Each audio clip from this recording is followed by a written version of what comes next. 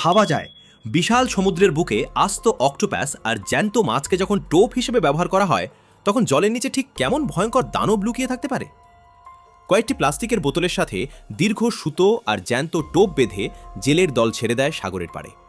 ঘণ্টাখানেক পর যখন তারা ফ্লোটগুলো তুলতে শুরু করে তখনই দেখা দেয় আসল বিপদ। বড় কোনো শিকার সুতো টেনে নিয়ে একবারে সমুদ্রের তলদেশের প্রবালের খাঁজে আটকে ফেলেছে। কোনো অক্সিজেন সিলিন্ডার ছাড়াই শুধু সাধারণ চশমা পরে সাগরের অতরে ডুব দেন এই সাহসী ভাই।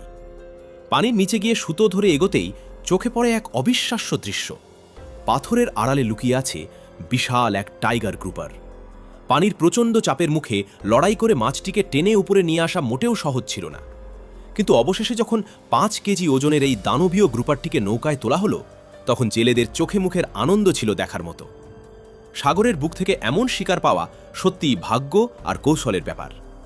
এর পরের ফ্লোটটি তুলতে যেতেই পানির নিচে শুরু হয় টানাটানি। আবারও ডুবুরিকে নিচে নেমে সুতো ছাড়াতে হয়। একে একে ভেসে ওঠে পানির নিচে রাজাদের মতো বিশাল সব টাইগার গ্রুপার। বিশাল সাইজের এই মাছগুলোর শক্ত চোয়াল আর ছটফটানি সামলাতে সাগরের বুকে যেন এক ছোটখাটো যুদ্ধ শুরু হয়ে যায়। সবচেয়ে বড় চমক অপেক্ষা করছিল একদম শেষ ফ্লোকটিতে। এবার উঠে আসে বিরল আর চোখ ধাঁধানো এক রেড স্ন্যাপার। এর গাহর লাল রং আর নিখুঁত সাইজ পুরো দিনের ক্লান্তি ভুলিয়ে দেওয়ার জন্য যথেষ্ট ছিল। কড়া রোদ আর গভীর পানির ভয়কে জয় করে দিন শেষে এতগুলো বিশালাকার মাছ শিকারের এই অভিজ্ঞতা সত্যি অবিশ্বাস্য।